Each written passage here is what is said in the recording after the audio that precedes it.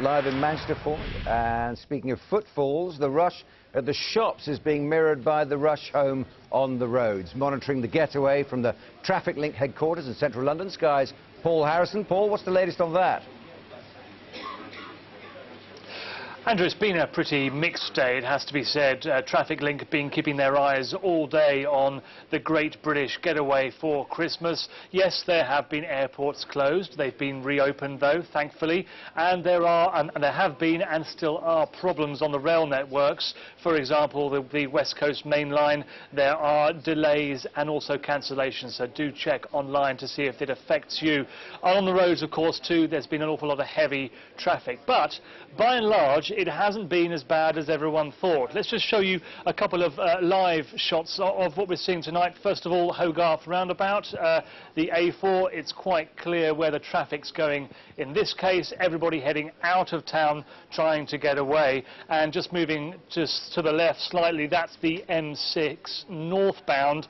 A lot of very, very heavy traffic indeed. Andrea Day's going to join us now. Just very quickly, is there any new information that we need to update travellers on? The latest is across Northumberland on the A1, just around Belford. We're getting reports there's a jackknife lorry there in heavy snowfall, which has blocked it off in both directions. Andrea, quite oddly, because it's been a reasonably good day, because the weather hasn't been quite as bad as everyone thought, that might have a knock-on effect. Yeah, tomorrow we're not quite sure how it's going to play out. It may be that a lot of people that have postponed their journeys today have looked at the weather conditions, they've seen that it's not been too bad today and may put their travel plans back on and go and visit those friends and relatives tomorrow.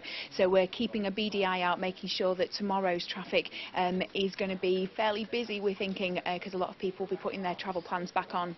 Okay, Andrea, we'll come back to you a little bit later on for some more information. Also, people are warned that if they are heading out and perhaps if they are putting back into action their plans that they had cancelled, that they should plan ahead and think about, in not just the next 24 hours, about how they're going to get somewhere, but ultimately how they're going to get back as well in a few days' time. Paul, thanks very much indeed. Paul Harrison there, keeping an eye